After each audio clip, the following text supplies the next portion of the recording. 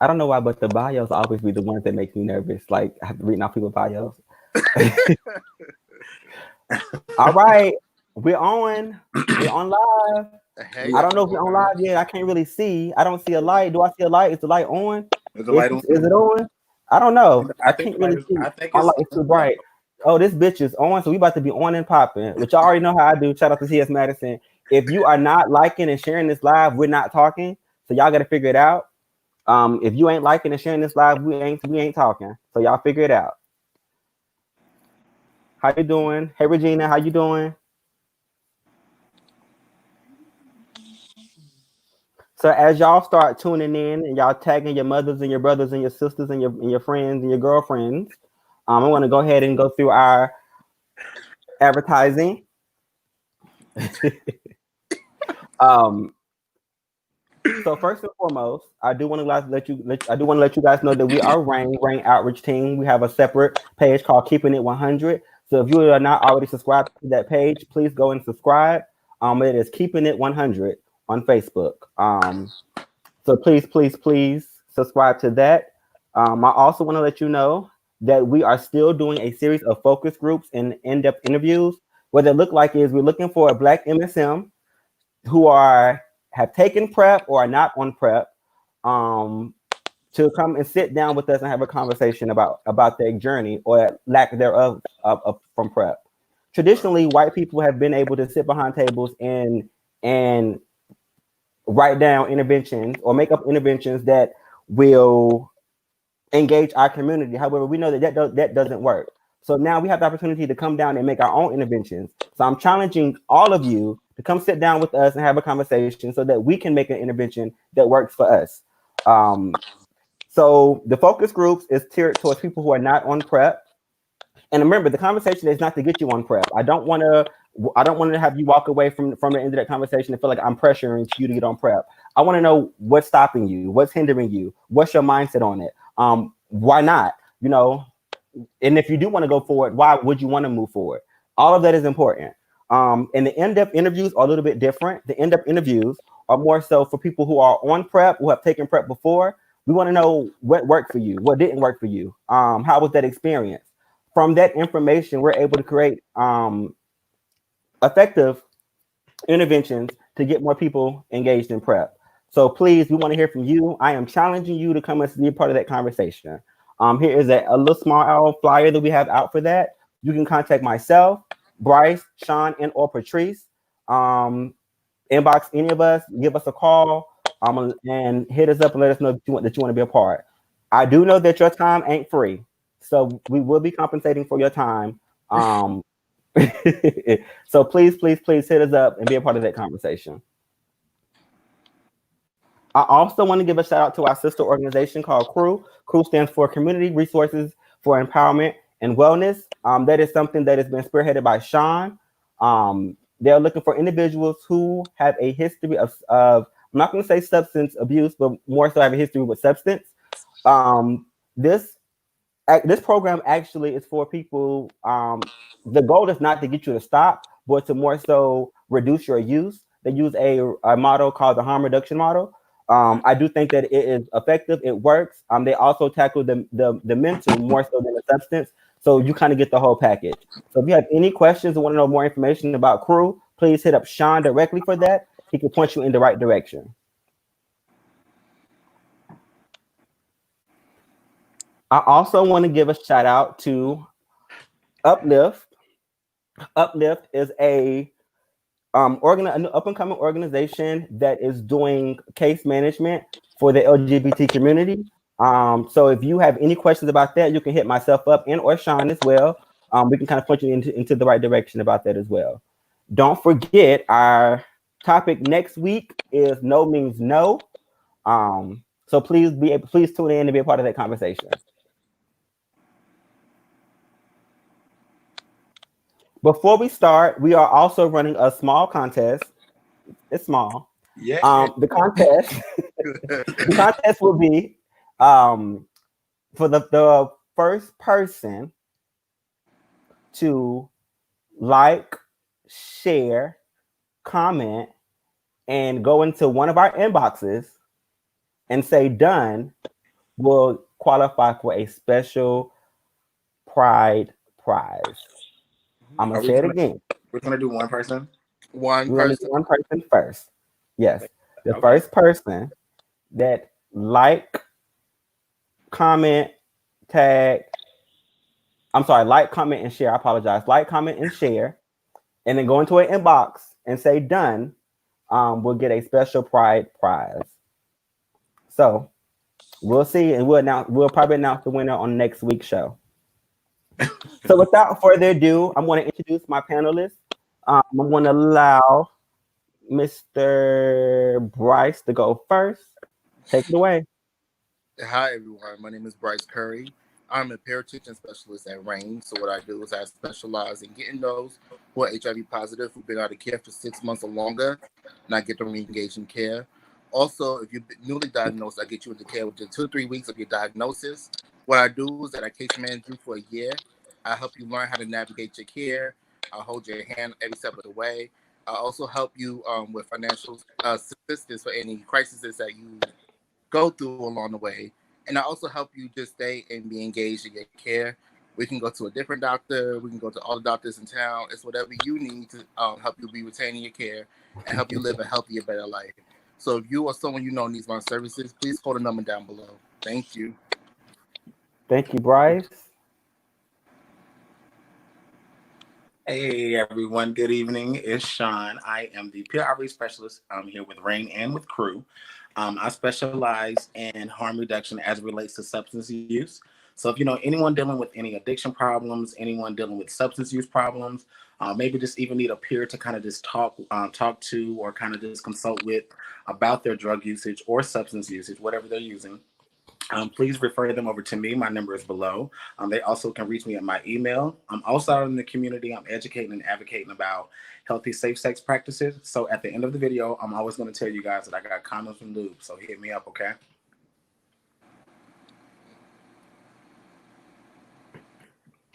All right. Thank you for that. Thank you for that. And you all know who I am. It's your boy, Jonathan, out here in the community. So, without further ado, I have some very special guests here tonight. Some heavy hitters in the community, and I am honored for them to be on and just conversate with us about about different things. Tonight's topic is being a part of the community that you serve. So I'm not even going to go into the details of that. I'm going to allow the conversation to be authentic as possible so that we can communicate that with you guys. So the first guest panelist that I have here is Jermaine. Jermaine was born and raised in Miami. He's a published playwright and songwriter. He also works in HIV prevention and education, former youth coordinator at Mitchell on the 8th Project, former program director for Safe Haven camps for the youth. Also living with HIV. I'm sorry. I apologize about that. I read that wrong. Safe Haven camp for youth living with HIV. So I'm gonna read that wrong. I'm gonna read that out again so I can clarify that. Former youth coordinator at Mitchell on the 8th Project, former program director for Safe Haven camp for youth living with HIV. Former program director of the Powerhouse Project. He's also been recognized as the City of Charlotte Dr. MLK Jr. Medallion of Honor back in 2016. Also Charlotte Pride Grand Marshal in 2017. If you want more information, you can hit up his email at jermainenickalee@gmail.com. That is Jermaine NAKIALEE@gmail.com. And I'm gonna bring him on the screen now so you can see this beautiful man.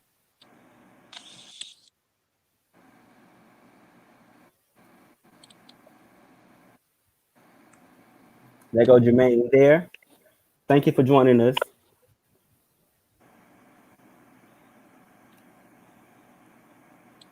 All right.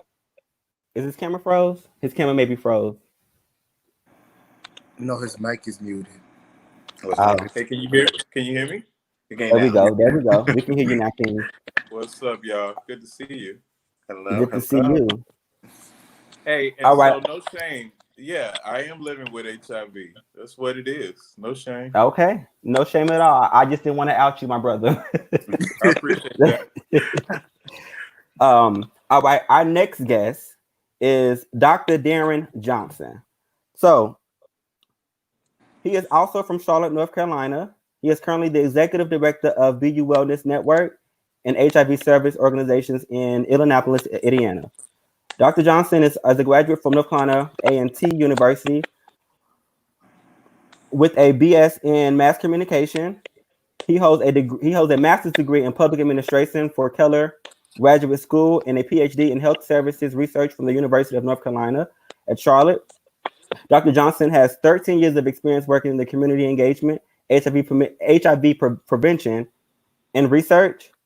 His previous experience comes from project coordinator and educator department manager positions at Metropolitan AIDS Project, senior prevention coordinator at Carolina Care Partnership, and research director and professor of program evaluation in the School of Social Work at UNCC. Additionally, Dr. Johnson is a co-chair of the Marion County Ending the Epidemic Task Force, a faculty member for the Community Health Empowerment Initiative, a leader in BTAN, and also an active member of the Sigma alumni chapter of the Phi Beta Sigma Fraternity Incorporated. I'm gonna bring this beautiful man on as well.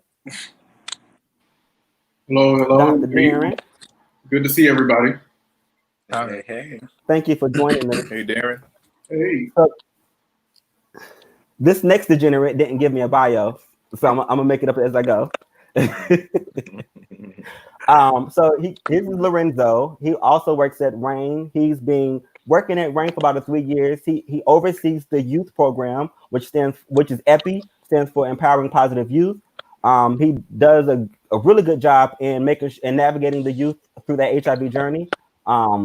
He is 28, 29. I'll probably give him an extra year, but he'll be okay. I'm gonna bring that king on as well. Thank you, Johnny. I appreciate that. You try. Horrible friend. Know nothing about me at all. Hi, I'm Lorenzo. I appreciate being on a second time, and my bio wasn't going to be as long and beautiful as the other two gentlemen, so I'm glad we got that in and out. That's no problem. That's no problem at all. Your bio is growing, my brother. You hear me? Absolutely. Thank you. So, without further ado, let's dive into this conversation. One of the things that I think comes to mind when providing social service in the community that I'm still a part of is obvious when it is as we start breaking down and get into the duality of relationships. When it comes down to what's personal, what's business. This is once my friend, now he's a client. How do I maintain a social life working in this field?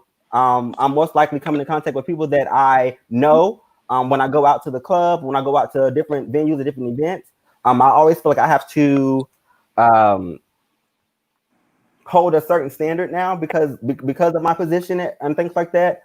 Also, and one thing that I kind of wanted to dive into as well was people thinking that because we are in the community, that it's easy to navigate the community because of because we're Black and we're gay. So those are a couple of different agenda things I wanted to kind of touch on. So without further ado, I'm going to go ahead and actually let Lorenzo start off and tell his story and working in this field.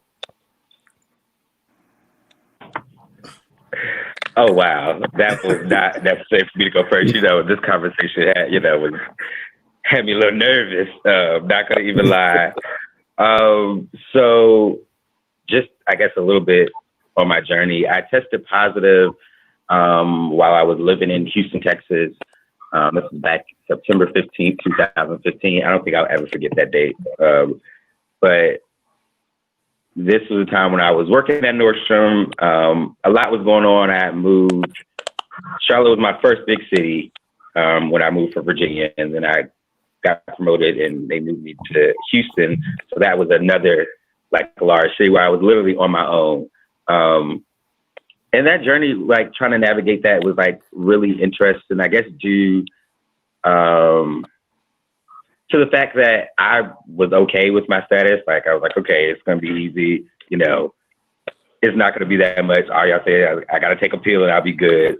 But then when it came to like the relationship and or dating people, and certain people weren't comfortable or as comfortable with me with sharing their status. And even when I started working at Rain, learning to deal with young adults who have been struggling with sharing their status for like years, much longer than me. And I'm like, oh, we're around the same age. And I'm like, what's going on? So that has kind of been interesting. I think when I started working at Rain, which I've been there for a little bit over 3.5 years, just to correct you, Johnny. When I started working for Rain, it did kind of get a little weird because I have a very unique personality.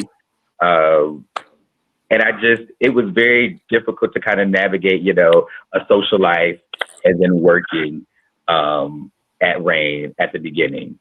And that's something that I still have moments that can be very uncomfortable. I remember the first time I went out, and this was at Chasers, and this was probably like the first month of me working at Rain, and a client like danced around me in the club, and I'm just like, I just learned what HIPAA was, so I'm like sitting there, and I'm trying to make sure, I don't drink too much, and, because that can change the whole setting. So that was like weird. You having clients run into your ex and then bring it up in a session or a meeting and talk to you. You're just like, oh, okay, this is what this day is giving. This is what we're gonna do. So your private life and kind of personal life can unfortunately intertwine, and I think I don't think there's like a guidebook on how to strictly handle that. I haven't, received one in my 3.5 years of being at Rain. Chelsea gives us great advice on how to navigate that, which is our vice president of operations at Rain. But it's really like I've had to kind of learn as I go along. What do you do when a one-night stand pops up at Rain and they want to get tested, or they want to? And I think y'all have me up here to be as honest and blunt as possible, so I'm going to try to do that, still be respectful. But like, there's nothing that guides you when you're sitting down and, that client in front of you tested positive, and then they're trying to figure out, when, even if I disclose and I had that conversation, they might not have been that educated or, aware of, what that fully meant. So it's very interesting, and it's something that I have not mastered, but I'm doing better at it.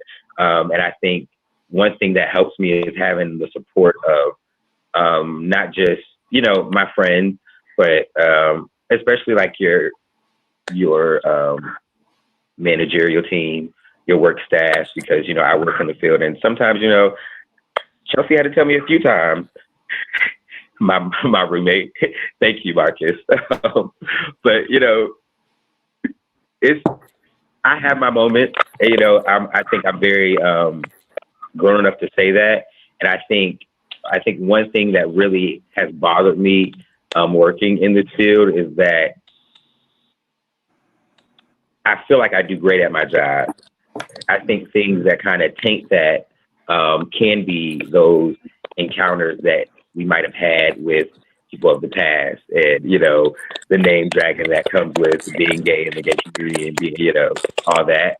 So it kind of throws me a little bit when people like not only attack me but attack the work that I do, and some of them knowing that where these people know you, and that's like something that hits. And I'm not the best at my job by far, but I am passionate about what I do, and I love that. And I don't think that me being in a social setting should depict how I work or my work ethic in general. Yes, I understand, certain things done to an extent can be a little, too much, but for the most part, I think people just need something and they'll quickly go for that. Oh, and you work in the community. Right. I'm like, yes, am I not human? Wait. Right. Before I got this job, I was still a so yes, I'm a little bit slightly reserved, but thank you, Johnny. No. And then before you hone in, I like you got something you want to say. But can we break down social service and what that actually means for people that don't really know what we do in this field? Yeah, so basically, it's just all the services and all the programs that we implement to make our communities healthy, right? So whether it's housing, whether it's HIV testing, whether it's case management, substance use prevention, health, any type of health promotion, those are the services that we provide. Those are social services, and they impact our social interactions, whether it's both personal and professional. So I think everything that Lizzo said was spot on in terms of experiences, and I'm not sure if it's my opportunity to go into what that looks like for me, but It is. you're exactly Go right. ahead. Oh, okay. So yeah, everything you said, the meeting could be over at this point. But no, so I got into this work by accident, really, and sometimes I'm embarrassed to say that because there's so many people who, um, do this work who have more personal connections, who have lived experience, etc. So basically, I graduated from A&T, and I was looking for work. Degree in journalism and mass communications. I was looking to do some social marketing for a community-based organization, and ended up interviewing at Metroline AIDS Project, is where I met Devin Baez, who I work with coming into this field. Dr. Omar Whiteside is one of my mentors, and he was my boss at the time.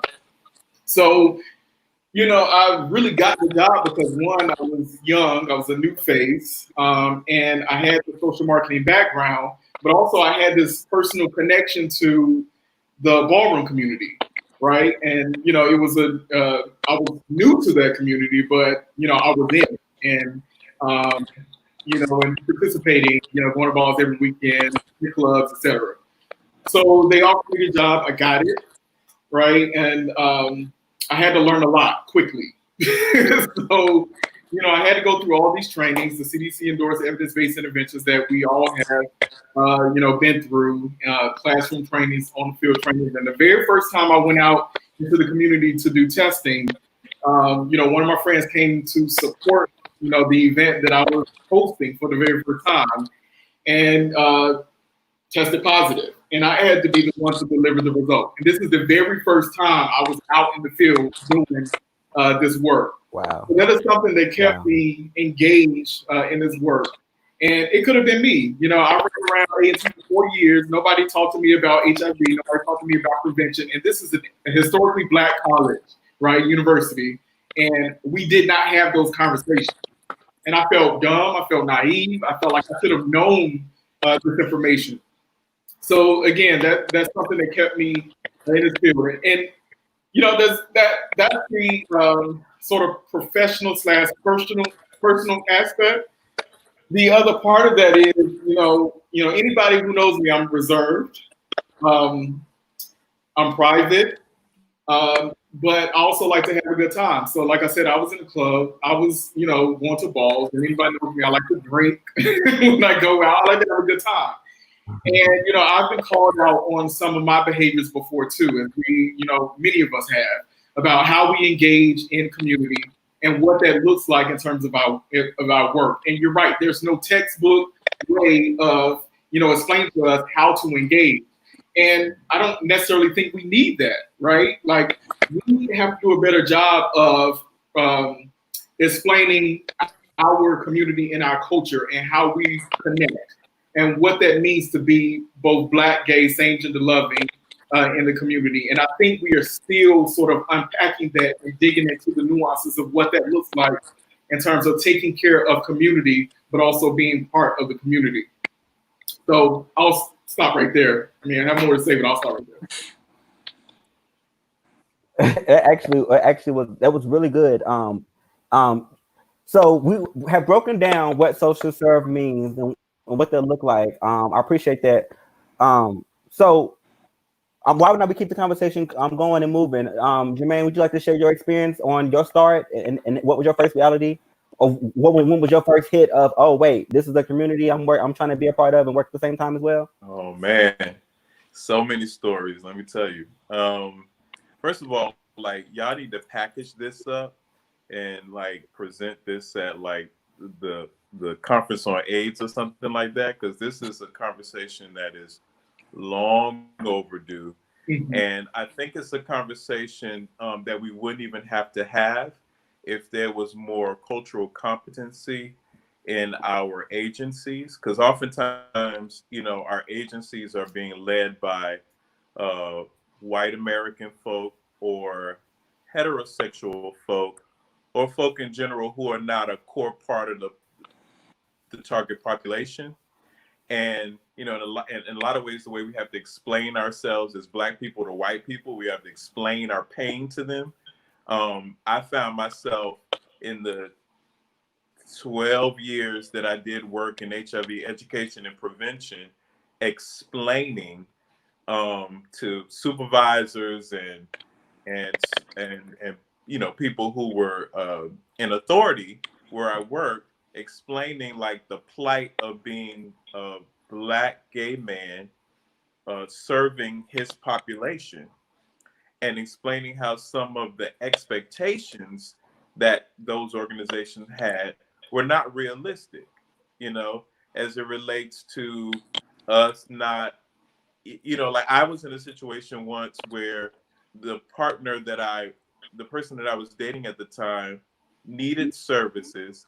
And at the time, the agency that I was working with was the only agency that had the specific service that he needed.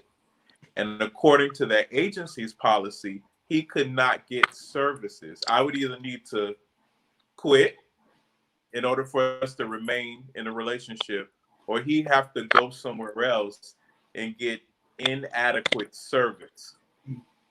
That's crazy. You know, like that dynamic has to change. So, you know, this conversation would be good. I'd love to send this conversation to every ED, you know, in the HIV prevention community, because I don't think they understand how difficult it is for us to navigate, and not just intimate relationships, but you know, as Darren mentioned, friendships. You know, it's very very difficult having that navigation. I worked at the Powerhouse for 8 years. When I left the Powerhouse, as much as I love that work and love being able to serve my community and really felt like I made an impact on the community with that program, it was such a weight off of my shoulders to leave that program, because I felt like every time I was in spaces where there were Black MSMs, men who have sex with men, or just LGBT people in general, I felt like a politician. Like I felt like I always had to be on, and then there was never an opportunity where I could get what I needed from the community. You know, like we give and give and give to the community. When we get in community, we need to be able to galvanize with the community, synergize with the community, and get what we need. And oftentimes, because there's this tax over us, there's this expectation. We don't get to let loose and have fun, you know, the way the people we serve get to let loose, and that's unfortunate.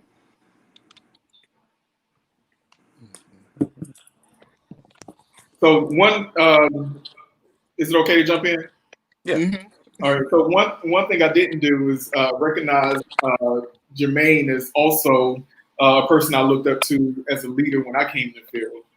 He was a part of the Men's Health Initiative at Metropolitan AIDS Project, and I was very fortunate to work with him on the DIA project when I came into this work. So he's one of the people that I look up to as well. So I want to first of all acknowledge that. But also, you know, with agency leadership, that's that's exactly right. And part of why I continue to not only do this work, but you know, try to not only work with agency leadership, but be agency leadership, is to sort of change those perspectives and how the policies and procedures are written with these agencies. And that is something that has to continue to happen, right?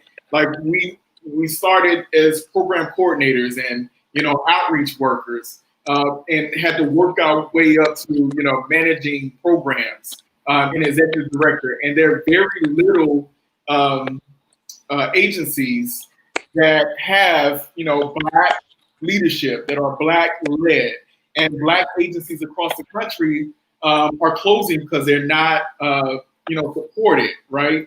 So when we do this work, unfortunately, we have to do it at every level. We have to be able to take care of community as outreach workers and program coordinators. We have to teach our agency leadership how to show up for us as staff, but also have to show up for community. They're very taxing, as Jermaine has said. It is hard work. And it seems like sometimes we're working against ourselves by having to wear so many hats in the context of providing services. So I'm gonna say my experience. I haven't been in this field long. I've only been doing this since literally last year of October. And getting into this, I've seen a lot of different views of what each one of you have already said thus far, as far as being in the community and trying to help the community as well. Coming from the fact that I used to deal with substance, doing drugs and things of that sort, and hanging around the wrong crowds of people, being in the barroom scene, getting involved in some stuff with that as well, and coming out of that, and now trying to go back in the community and help other people that may be dealing with the same thing now. I have received backlash already. I've been out before now to the club, and people wanted to do drugs in front of me, and I said no, and they were mad at me. And those people to this day still don't talk to me. They have an attitude with me, and I didn't know how to perceive that situation at first, because I felt like you're being judgmental towards me because I'm saying no now. And having to talk to some of my coworkers about it because I didn't know how to receive it. I'm like, this is weird. Like, I'm supposed to be helping, and in the process of me helping, I'm getting a whole bunch of backlash at the same time. People are holding my past against me because they've seen the things that I did before, and they expect me still to be that same person now. And coming out of corporate. I was working at Coca-Cola corporate before I even came into that field. So having to take all the trainings and learn the terminologies and the right vocabulary to use with people and the way to approach people and hold conversations and be able to present what it is that I do to them in a way where they can receive it has been a task for me. It still is a task. And Darren, you said something at the end of your last speech that you just said. It is very hard to try to pick up and go in the community now and feel as though you are trying to do something and you feel as though you put it out. I told my coworkers this. It's almost like I do stuff sometimes and I don't see what I'm doing. I may be on live streams, I may be out in the community doing outreach, but it's kind of like I didn't see the big impact that I had on the community until recently. I guess I look for results right then and there, but I've learned that you plant the seed and you gotta let it grow. So I'm still learning, and I'm still picking up on stuff now. I'm still taking in a lot of information from everyone. So again, my experience just thus far, it's been a short period of time with me being in this field, but it definitely has been. It has been a task. It's very hard. I thought it was gonna be a little bit easier because I was like, I'm in the community and I know a lot of people. I know the target that they want me to get to, but at the same time, it's just not. It's not working. It seemed like it wasn't working for me. So. Yeah. Baby steps. I think, part of what I had to learn is I don't care what training you go through, whether it's DS, empowerment, clear, artist, whatever, right? All of these things were created to train us how to do this work. And we are the work. And I think we get into these places where, we go through trainings and we try to be professional, we try to do better, and it's not what it's about. You were already doing the work before you came into this field, right? And so I'll only speak for me. I never want to be the person to seem like, okay, I went to this training and that makes me better, right? I just have this information and I want to share it. You might not receive it now, but you might receive it another time. And that has happened. And, a lot of times we just feel like we're wiping away our past, we're wiping away, how we talk and engage with community. And that's exactly what we need to stay in, right? It's not you stepping away from community and coming back. Like these are your folks. Like these are your people. And nobody can tell you how to be a Black gay professional, right? If you're Black and if you are if you identify as male and you work in HIV, then that's just what it is, right? But you take what you learn from the trainings that you attend, and you figure out how to get that information to the community in the best way you know how. And folks are going to connect with you because you are Shawn. They're not going to connect with you because you work at Rain. And I think the leadership of your organization, the leadership of my organization, and every organization I work for has to do a better job about understanding that, right? You have a place in your organization, you are organization leadership, and they have to respect where you're coming from and how you engage the community, period. Mm-hmm. Or else they would not have signed you on to work at Rain. Yes. My experience has been a different one. I've been working in this field since August of 2019. This is my first real 9-to-5 job after graduating from A&T. And I've been introduced to the community through this job because I always knew I was gay, and I became positive before I got this job, but I wasn't part of any community. I wasn't part of the LGBT community. And I don't mean that in a negative way because I don't want people to be like, oh yeah, I'm gay, but I'm not that type of gay. It was just I wasn't introduced to the community until I started working this job. So how that relates to clients is that some clients like that because no one knows who I am. So they kind of like, I could come to you because ain't nobody gonna come to you, try to ask you about my tea. But then some people don't like that because they're like, don't nobody know you. And then as I trying to navigate my way through the community, there's people in the community that are big figures that I didn't know about. And then so then when people be like, oh, you know such and such, and I'd be like, no, and they'd be like, oh, you messy. I'm like, no, I don't know because I don't know. I was like, I'm not trying to be, I didn't know. So this job has been very eye-opening for me because it's showing me about how other gay Black professionals navigate their work, but it's also showing me how diverse the LGBT community is, how it's different for being Black and being the LGBT community, and then how many different subcategories and subcultures there is to being LGBT, like the ballroom scene, and then we have our trans brothers and sisters, and it gets so deep, and it's very exciting. But another challenge that I have too was that I'm young. I'm 23, and most of my clientele is older than me. So that becomes an issue where they feel like it's embarrassing for them to come to me because I'm younger than them about getting services or getting linked to care. Because it's like, you're only 23 years old. Why am I coming to you about my situations, my crises? So I have to kind of break that barrier too. Like, yeah, I'm young, but I have the tools and also help you get to where you're trying to go. So that's been my biggest challenge, trying to serve my community. Absolutely. Yeah, like Bryce, I found that me not being a part of any particular tribe in the gay community actually was of service to me. I was a theater kid, and the gays who were involved in theater, at least I didn't see them in my office. So I wasn't a club head, I wasn't a ball kid, like I wasn't a part of the glam group, like I didn't fit in any of those. And that actually created some safety for me because all of those different tribes felt like, okay, I can come to him, he's not going to tell my tea. People know him, like they know him from the powerhouse, but he's not friends with anybody I'm friends with. And that worked for them, but it didn't work for me, because there was some sects of the community, some tribes that I felt like I could fit in. I've never shared this with Darren, who's a ballroom legend, but I wanted so bad for Darren to teach me how to walk schoolboy. I was like, I can do that.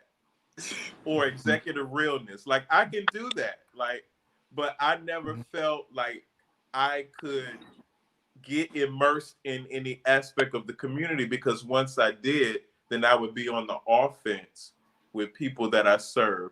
And that is, as it relates to cultural competency, that is something that, unless you working for like us helping us, in DC, which is a, Black, gay, male ran and founded organization specifically for us, unless you're working for an organization like that, your EDs are not going to understand that dynamic and that challenge, and that's going to seem futile to them.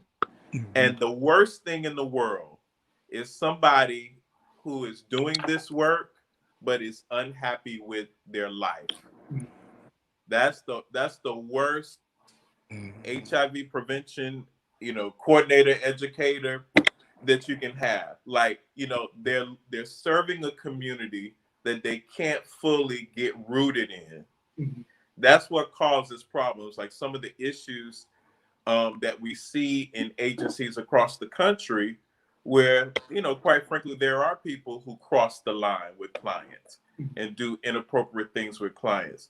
Some of what we see from that, I think, is just like a building up of them having compressed and suppressed their own needs.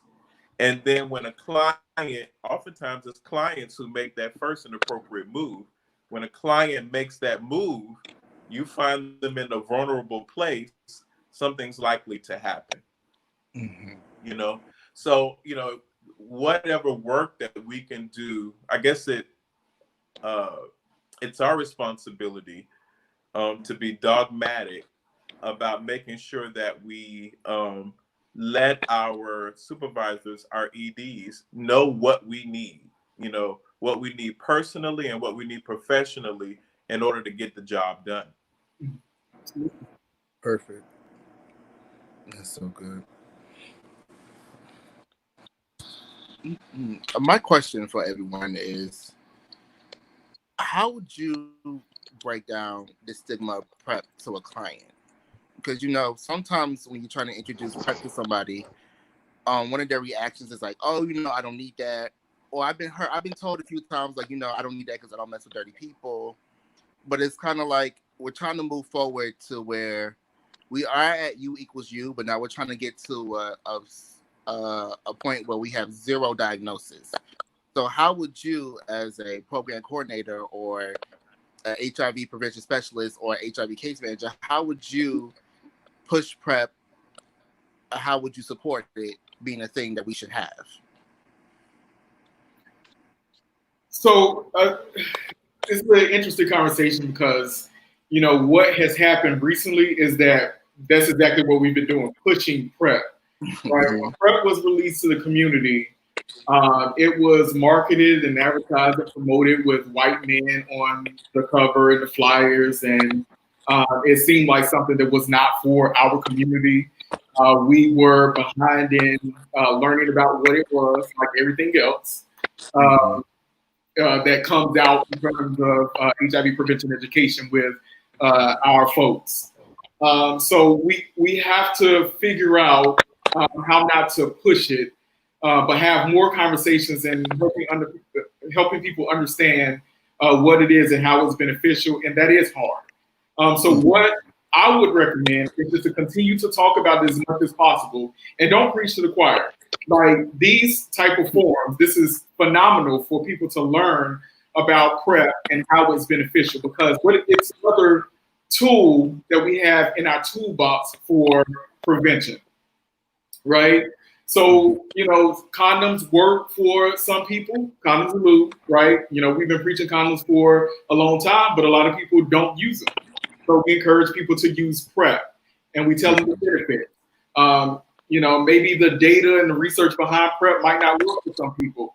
But what I will say is that, there have been times where I've encouraged people to get on PrEP, after assessing their behavior, and they said no, and they said no multiple times. And then they walked into my office, and one of my staff had to give them a positive test result. So that is hurtful. Like, we feel like we could have done more. Maybe we could have pushed it more, but we don't want to, because it's medical mistrust, and that's why keep bringing up the term push. We don't want to make it seem like we're throwing it in the community space, but talk about the importance and what's going to make us healthy, and what does prevention look like for us, right? We get into places where these agencies, they'll put a black face on a flyer and think that will fix it, or they'll hire one of us to run a program when there really needs to be six of us. So again, shout out to Rain for having a group of intelligent black and gender-loving men for program development and implementation. But that's what it's going to take. It's going to take us to figure out, how to take care of our community beyond just prep, beyond just you equals you, and provide, free mental health services, counseling services, safe spaces, continuous conversations. What else do we need as black men, black same gender loving men, that's going to take care of us beyond just the way we fuck or who we fuck or what we do? And that's what we need to figure out.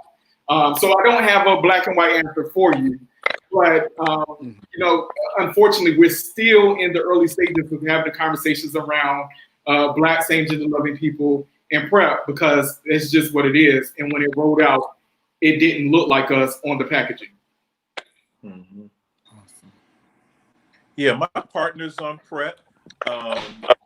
I have, since I was diagnosed in 2005, and ironically, I found out my status probably 2 months before I was one of the founders of Charlotte Black Pride. So like, I found out my status, and then like a month later, it was the first Charlotte Black Pride. So I went into Pride, with that new understanding and with that new identity in my life. But from that point on, I have never dated anybody who wasn't also HIV positive. I've been interested in many men, and many men have been interested in me who are not positive, but I wasn't comfortable with that. As a matter of fact, the only time that my status was ever an issue for me was when I was dating someone who was negative, because to me that constantly was a reminder of my status based on the additional precautions that we needed to take. And generally, I didn't walk around with, any particular marker of my status. So the thing that changed it for me was being with someone who was on PrEP, had been in a relationship, actually was on PrEP, and has only been in relationships with people who were positive, and has remained negative. So I think there's power in like people's personal testimony, so having peer leaders and having influencers that are on PrEP and are willing to talk about their very real lived experience with PrEP, I think would be a great way to convince more people to get on it, because that's the only way I think we're going to eliminate the disease. Unfortunately, I think like traditional prevention methods, they don't work, and they haven't been working. And for whatever reason, even knowing the dangers and the risks, people are still engaging in what we call unprotected sex. And I don't think that's going to change. And it's not just true of MSMs, it's true of straight people too. You know what I mean? Like they know the risk, and many of them still engage in unprotected sex. For whatever reason, it's a risk that people are willing to take. Some argue that it is a part of our nature, you know what I mean, to not want to use protection. So whatever the truth of that is, like the traditional methods aren't working, but I really believe we can get to zero if those who are positive are immunosuppressed and those who are negative are on some PrEP. That's how we're going to get to zero. Sorry about that, you guys. I have been having internet difficulties the whole time. So this is the first time I've ever had internet difficulties ever. So I'm confused on what's going on right now. I caught the tail end of a lot of conversations here and there, so I wasn't present at all. So I wasn't quite sure if you stayed on topic or not. One of the things that I did want to talk about, and you can guys just let me know if you already touched on it, was being asked to do these roles because we're Black and we're gay, and they suspect that it's easy for us to move into our own social networks to get people in. Have you guys had any experience with that at all? I would like to say, Lord, when I first interviewed at Rain, I was interviewing for Shawn's position, but I knew I couldn't do it because he's a peer outreach specialist. In order to be a peer outreach specialist, you got to have some type of connection to the community, and I didn't have it. So I was kind of like, I don't know. But then maybe I thought, maybe I could swing it because I am gay and I'm Black. So maybe somehow, somewhere I could be down relatable. But now actually working in this field, I realized that I had to learn and I need to learn more. So do I think a white straight man could have did my job? I don't know. Maybe he could have. But I don't think maybe he will be able to relate to the clientele as much as we do, because majority of our clientele are Black men who are gay. Right. So, and I 100% agree with you. I 100% agree with you on that.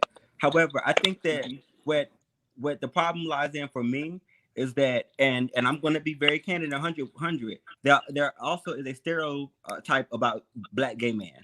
And of course, all of us does not fit this criteria. But I've often heard, I've often experienced that the fact that they don't want to come get services from me because I'm in a community, and they think that I would share that information with somebody else. Things like that. And so they would rather avoid coming up to Rain or coming up to an organization that I work for or that my peers work for, because they see them out in the community and are fearful of that information. And I think that even now it's so hard to kind of navigate that, because it's a general stereotype. I mean, I have never been messy in my life, but because of that stereotype that we kind of hold and kind of take on, it's hard to kind of navigate the community like that. And so now May I add to that, Johnny, when you're done? You still can. I said, Matt, add to that. I'm sorry, I thought you were done, but that was like you kept going. So may I add to that when you're today? Yeah. Because this was that conversation we had earlier during the year, and when you said it, I didn't catch on to the question, but when you had started speaking again, I was like, yeah. So I've had, and it was just weird for me, and I didn't really understand it, but I had a close friend we were doing a survey, and I felt like, he would be very, fit to be a part of the survey and add a lot of just feedback based on his experience. Negative, it was just a survey. We needed negative people and positive people, and it was a paid survey and everything like that. So I was excited to have him there with some of the youth that was there as well, just for him to give his feedback and things of that nature. And he said no, and I was just like, okay. And I was like, I was trying to understand, like, maybe the reason why. He was like, oh, I don't want people to think that I'm positive because I came here, and I don't, just want people to know my status at all. And I'm like, okay, and it was just weird for me because I guess I didn't fully understand. And he had started alluding to, like, I'm like, you've hung out with me outside of work, like, maybe if they was going to assume, they was already going to assume, at the end of the day. So it's just, he wasn't even comfortable in that setting to, present himself as a negative person. and add some type of feedback or takeaways. And that kind of just threw me for a loop. And for some reason, like in my head right now, standing out that I feel like sometimes us who work in these fields and still serve in the community have moments where, like in our personal life on the side where we're dating or whatever the case may be, might not understand where a person is coming from when it's around sexual, us being sexual, whatever the case may be. Because I'm not gonna lie, I've had moments where I ran into somebody and I'm like, wait, what? Like I don't understand, where this is going. And me being so passionate about what I do, that scared them because I was very sure of what, I knew and the information I was given. And not that I'm, this is not one of those type of things where, I'm trying to force somebody to have sex with me or anything like that. But even in instances where I made a mistake and, gotten in a verbal back and forth with somebody over them just being ignorant. And now I try my best to really hear people out, understand their point of view and where they're coming from. And I'm not so triggered by, a response. I'm able to separate, if you're playing in my face or if there's just that lack of knowledge and, that sincerity of wanting to understand things about people living with HIV and things like that. But one of my friends has said they felt like they were stigmatized or, traumatized by a person who was living with HIV because they were trying to like force them to get on PrEP. And that's just something that they weren't comfortable with doing yet. Or, there is, that raw culture. And, people are some positive people are very, very matter of fact about what they want when they want it. I feel like we've been there. We've met those people, whether they've been on app or in person or whatever the case may be. And that kind of causes a weird thing for us working in the field and still having to serve the community because we have to deal with trauma from other people, who are positive, who may have triggered that person and make them feel uncomfortable. So now they're looking at us like, what in the world is going on? I'm like, no. So. Yeah, I mean, there's unfortunately still a lot of stigma in the community as it relates to HIV, as it relates to orientation, our agency, and a lot of that is what our agencies have done to us as a community, like actually done to us as opposed to working with us and doing with us, right? So a lot of that stigma is fueled by, what we ascribe to when working in these organizations. I mean, we are following the policies and procedures that were created, not understanding that there's more work to be done. So as soon as we hear what we call a risky behavior, then we are referring somebody to PrEP or a prevention program without doing the before work, like figuring out, what else this person needs before I encourage them to get on PrEP or refer them to a program. And I think we have to, just figure out how to make that work, because we're not going to always reach folks that way by just, encouraging PrEP or talking about HIV just because, they fall into a certain category. And it's hard. It really is hard. But, we just have to continue to do the work the best way we can, but make sure that we break down some of those barriers that exist within our agencies not before, but while we're addressing some of these barriers in the community as well. To add to that as well? I'm sorry, man. Are we asking me? I said Jermaine. Can you hear me? But either or, if you got something to add to, go right ahead. I'm loving this. I'm just loving to see. I'm just listening to them. It's making me feel better and confident about what I need to be doing. So I'm taking it all in. Yeah, it's good. I love to have these conversations, but like I wonder, like, is like a takeaway or a charge? Like, what are we already doing, or what can we do to kind of create that shift that we're talking about? And I do believe that a lot of it starts on the agency level.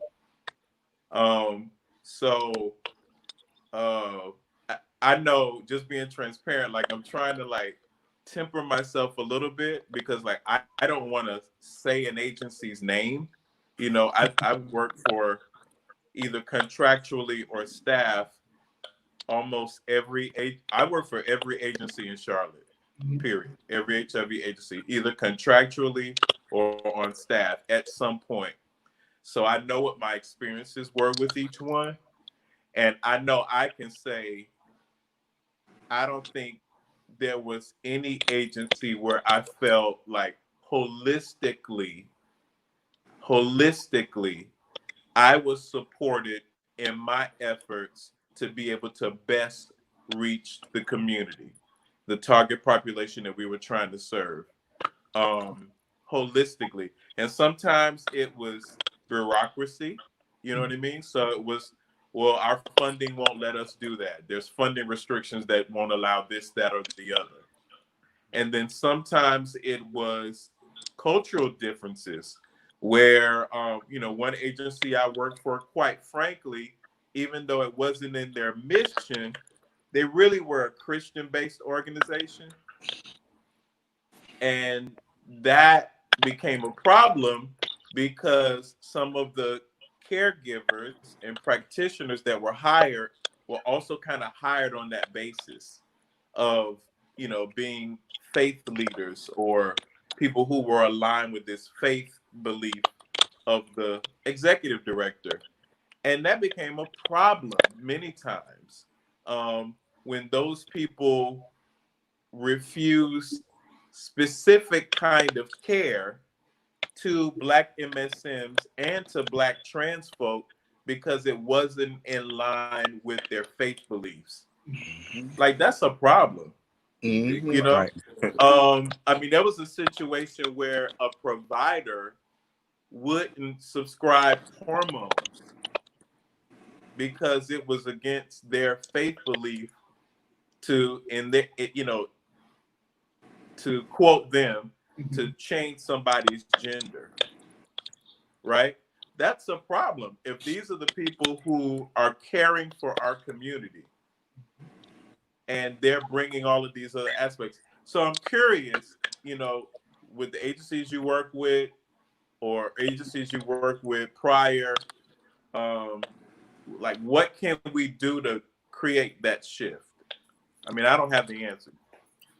So the first thing I'll do is I'll name them, because I also worked for quite a few when I was in Charlotte, and you know, some of them. And then when I went from one agency to the other, then the other ones became community partners.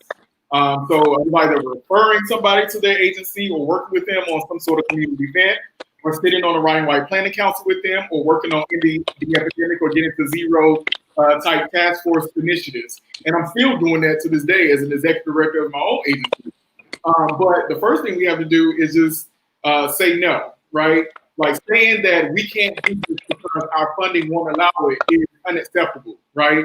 Of course, grants have their stipulations, but what is sustainable for my organization to move forward and move the needle in taking care of community, right? And that's not going to come from CDC. That's not going to come from HRSA. That's not going to come from SAMHSA or whoever, right? Right. You have to take ownership of taking care of community and figure out what that is, and then develop sustainability plans for community.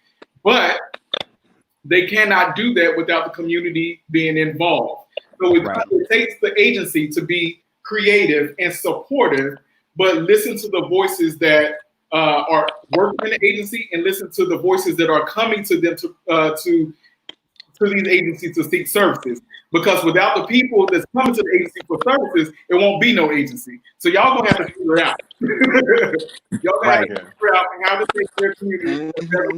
And I have to take a step back sometimes, right? Because now that I'm an executive director, I see myself getting into that. Well, you know, this agency, you know, I mean, this grant, all this and this, we'll put that shit together, right, and make it work. We're supposed to marry each other, right? Like, these programs are supposed to support each other, and we're supposed to see some continuity of care across prevention and care continuum. And it baffles me that organizational leadership still does not understand that to this day. And I have conversations with leadership all the time, but it's going to take, and that's what I have to do. So it's going to take us as outreach workers, program coordinators, executive directors to hold our organizational leadership accountable and make sure that the right folks are around the table having these conversations. 100% agree with that. Okay. We're a little over time, but there's two more things that I wanted to ask before we go. And it's another maybe 15-minute conversation, or depending on how candid we are. Johnny, check your phone, please. So I wanted to know, and you may have touched on it already. What was your experience in regards to dating? And working in this field. And I'm going to start it off first.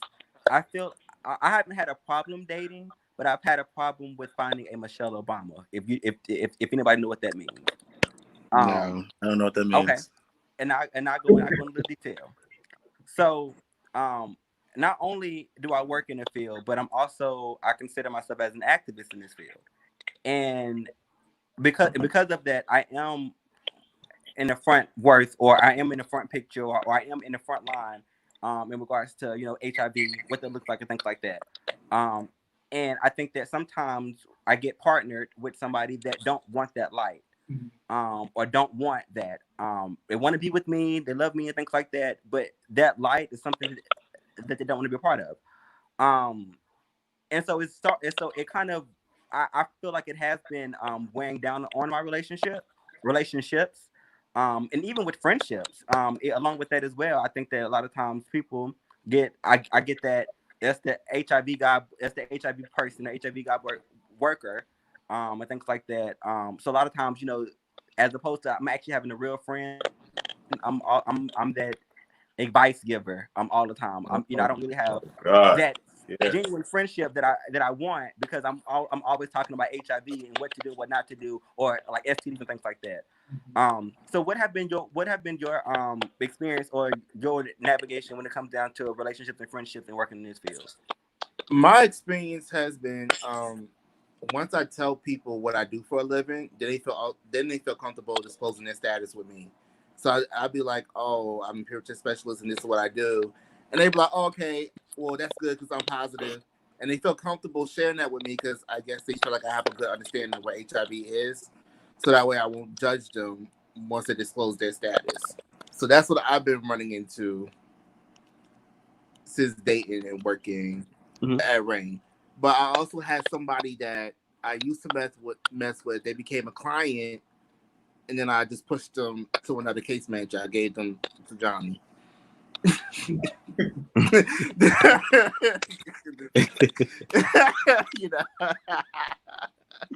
Yeah.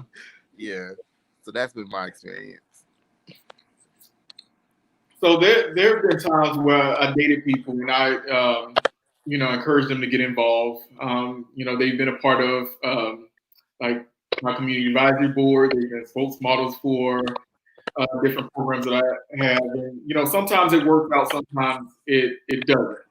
And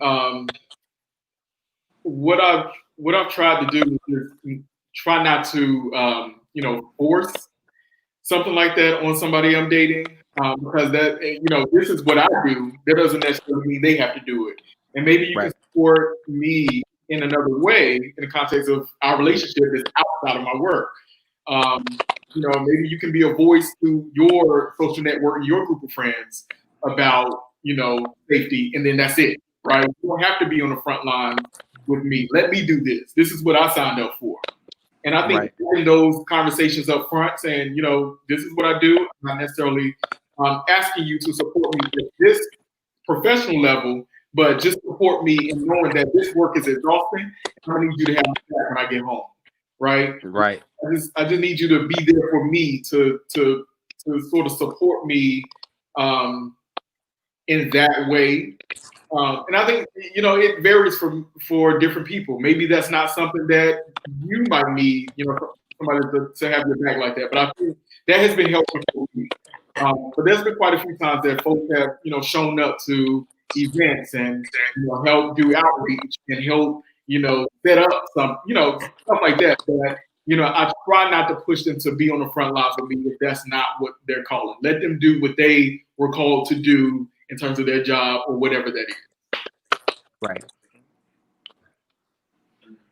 Yeah, I'm in a happy and healthy relationship now, but I would say prior, particularly, the last probably 7 years, I think most of the guys that I've dated knew who I was in community prior, and our relationship, even though they were not clients, our relationship was more provider client because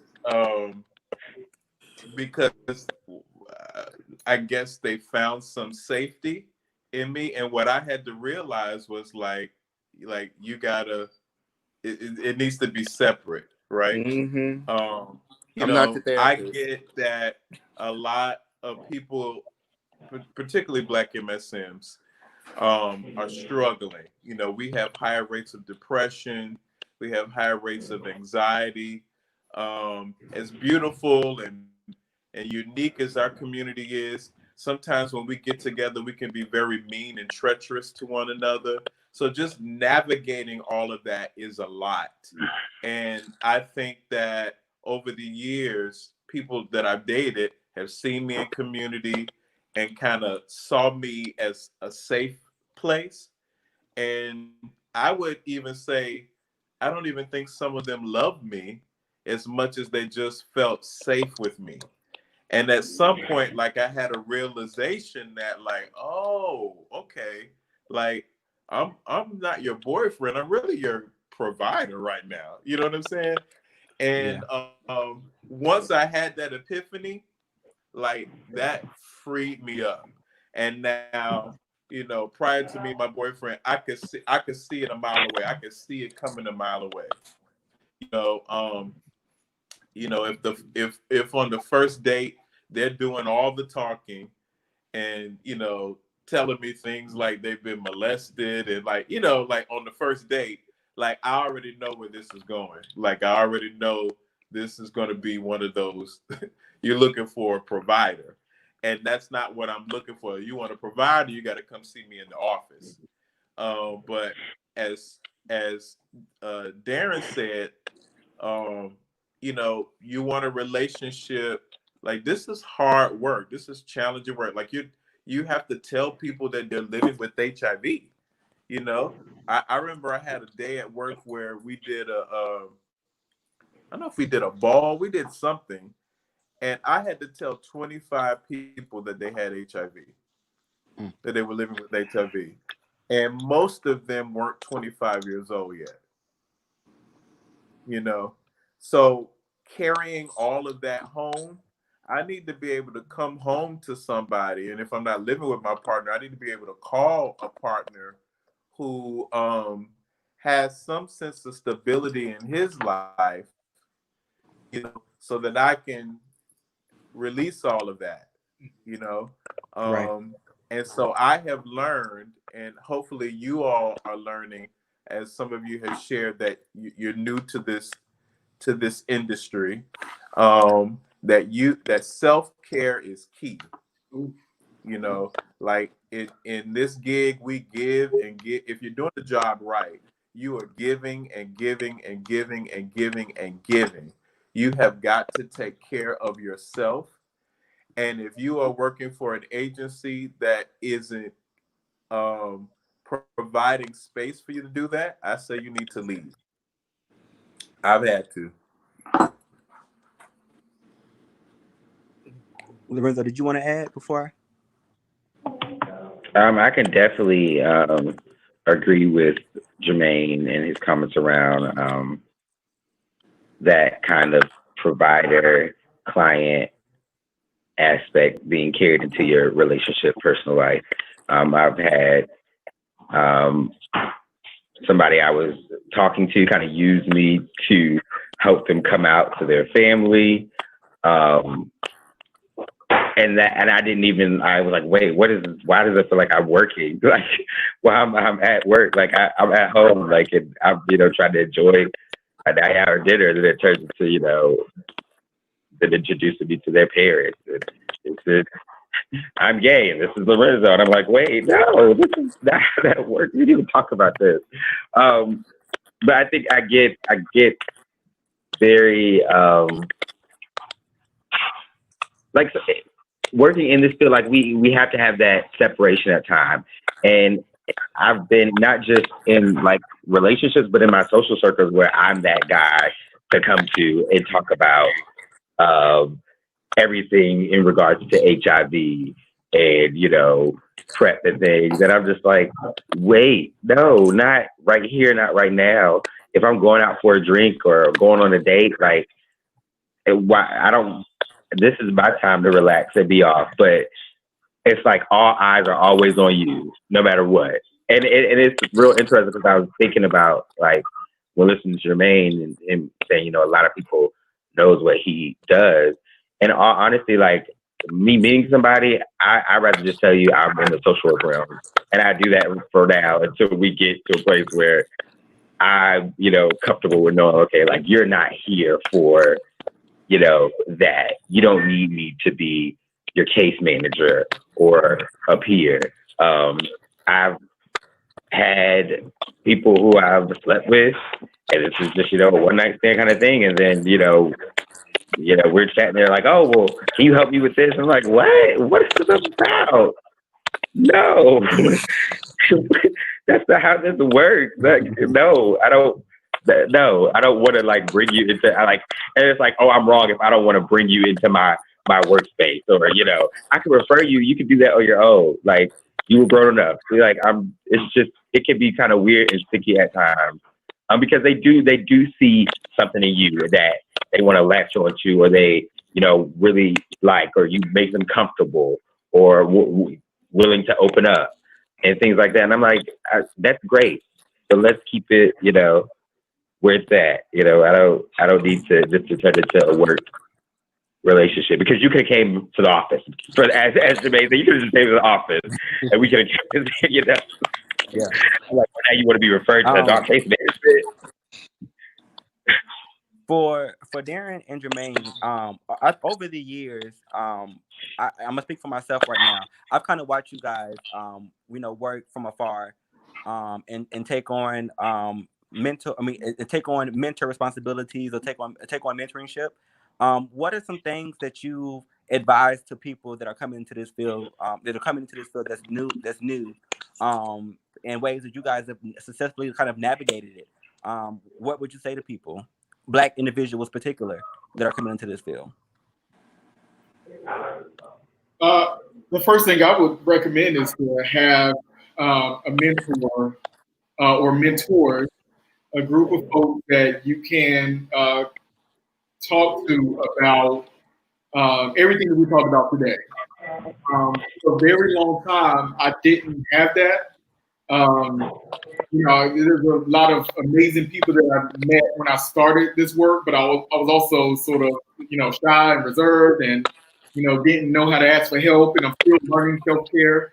But I think that's so important to have people that you can talk to about the challenges of doing this work, to remind you to have self-care, but just so you can have that individual one-on-one perspective outside of your agency. So I would say mentors, or a group of Black peers that you can build community around as you continue to navigate this work, because it's going to get tougher. I mean, it's never easy. So I feel like everybody needs that. Yeah, I certainly agree with the self-care aspect. I think that's most important. I mean, like, every aspect. So, like, your mental health, if you're spiritually based, your spiritual health, that helps gird you and protect you. Your social health and your intimacy, all of that is important. I don't know about you guys, but it has been my experience that oftentimes you care for a client,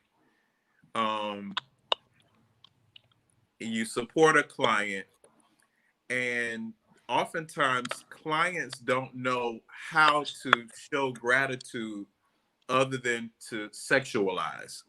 Like that's how they know to show gratitude. And you have to gird yourself against that. You know what I'm saying? So if you lonely and you horny and you working and going home and you ain't got nobody to go home to and you don't got nobody to talk to, and then you're caring for clients sincerely and then they want to show love in some other kind of way, that can set you up. And even if you don't take their advances, I mean, I've had a client who went around the powerhouse and had a rumor going that we were dating, and I literally didn't even know his name. He wasn't my particular client. He was just someone that was in the sphere of services that we were having. So like, it turns out, because it got to my management and they, called the dude in and they was like, "Hey, are you dating our staff member?" And he was like, "No, that's just something I said because I want to date him. So I told the kids I was dating him." You know what I'm saying? So Yeah. depending on the agency you work for, or depending on the agency that I could have been working for at the time, that could have been very problematic for me. Right. So you really have to gird yourself. Um, when you're dealing with clients, you have to put your defenses on. You have to be above reproach.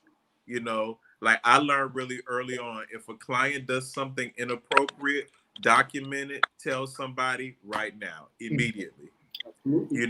Because once it's them telling the story without you having said something first, an Right. agency for their own protection is going to side on the behalf of that client. Like Absolutely.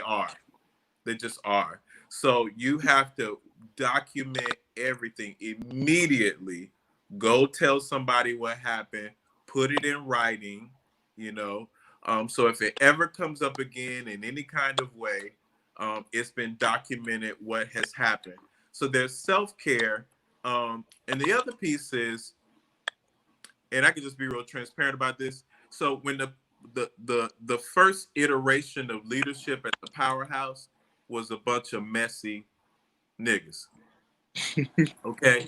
And that's just what it was.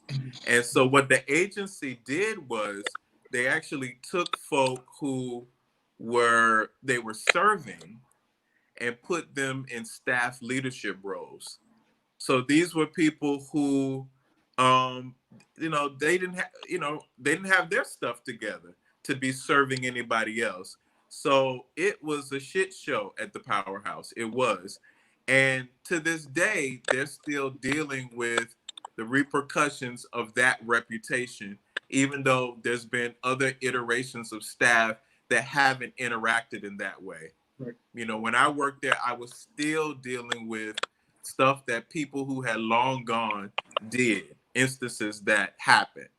Because once it's out in the community and that's what the kids are talking about, that's what they're talking about. Right. Right. So, I was disappointed in that. And the other thing I was really disappointed in, and I encourage you guys at Rain, is it feels like you don't have this problem. I hope you don't, but if you do, I encourage you to really give it some attention. But the thing that I was most excited about when I came to the powerhouse was being able to work with other smart, talented Black MSMs and really get to the heart of this work. The thing that I didn't anticipate is that the powerhouse became just a microcosm of everything that's wrong in our community, right? So all the shit that I deal with if I'm at the club or like all of that was still present. And I could not believe that. Like I was like, no, we're going to create something else here. It was still present. So I really encourage you all, and I'm encouraged by this and some of the other great work that you all are doing.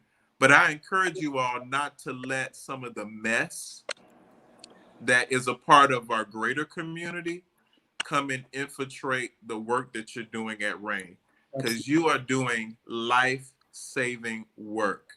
It's a work that we oftentimes don't get a pat on the back for, Clients can oftentimes be very ungrateful. We bust our ass for clients, and then you don't do one thing or you can't execute one thing, and then they go and tell your supervisor that you're not helping them and you're not doing your job right. I mean, it could be a thankless job, but the truth of the matter is we are saving lives. We are creating a powerful shift in our community. And you got to kind of stay grounded in that over all the bullshit, all the bureaucracy at your agency, all the bureaucracy from your funders, all of the thanklessness that you might get from clients.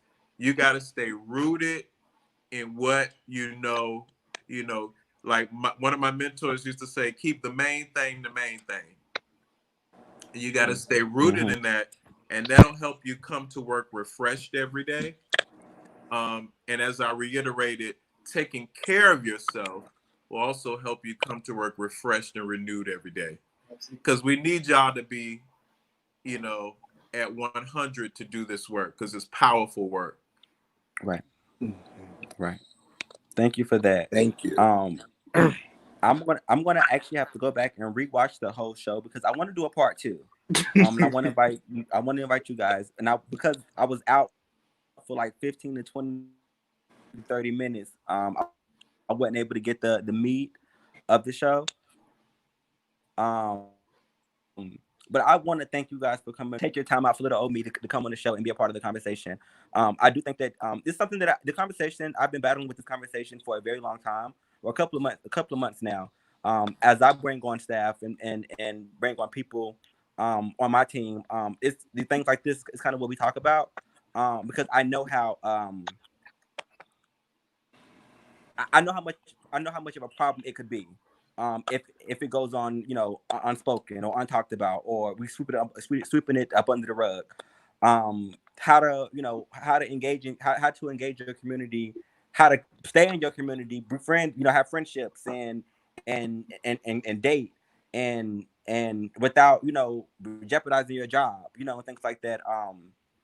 Or without getting a bad rep for yourself. I think that these something that we have to talk about when we bring in, especially Black gay men inside of this field, to kind of, you know, put them on game. You know, these are the challenges that you're going to face. It's not just about the job, but it's also about the things that you do outside of your job because it all plays a circle.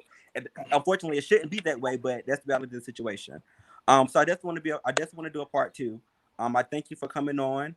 I'm going to go ahead and do my outro.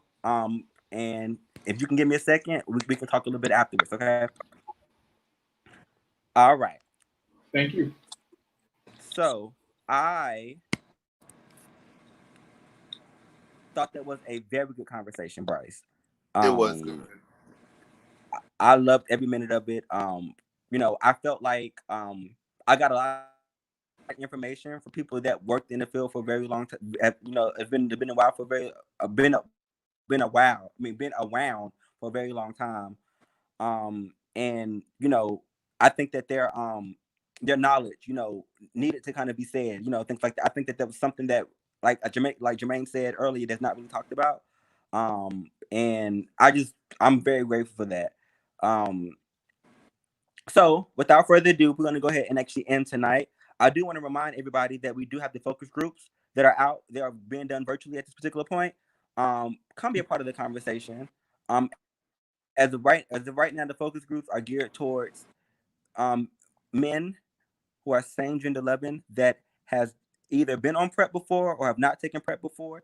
We want to hear exactly, you know, what took place, what happened, what's stopping you from going further, and things like that. Again, the conversation is not to convince you to be on prep, but it's more so to just see where you at.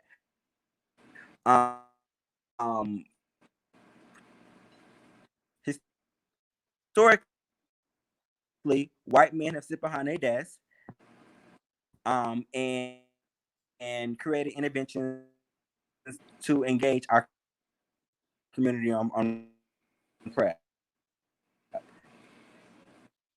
We know that doesn't work.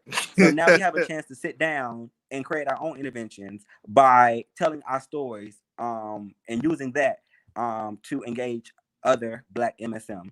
So that is the focus groups. Adjacent to Patrice, and Shawn, looking for people in, what on your mind while you was on prep. How your family react. We want to know all of that information. And so when you sign up for the in-depth interviews, we say that you be as candid as possible, give as much information as possible in regards to your journey on prep, because we want to know. I also want to give a shout out to Crew, our sister organization, stands for Community Resource and Empowerment and Wellness. They also focus on mental health and substance abuse, or substance use rather. Again, the goal is not to get you to stop your substance, but to get you to reduce. So if you're doing your substance 7 days a week, we're going to applaud you doing it 4 days a week. That's the goal for us. That's the goal for you. So the goal is going to be, your goal is going to be how you make your own goal. So if you want more information about that, you can contact Shawn. I also want to give you an update about National HIV Testing Day. That was a very good outcome. We tested a couple of people that came out. We had music out there, chips and water. We had a good time. So if you came,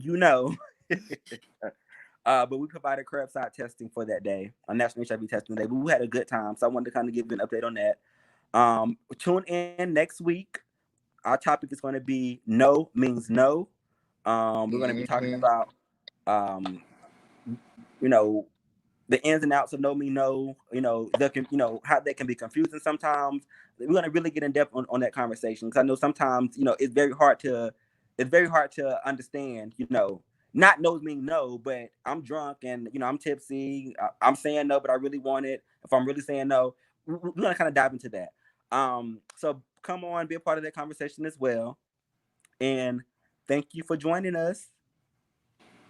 You have a nice one. Bye.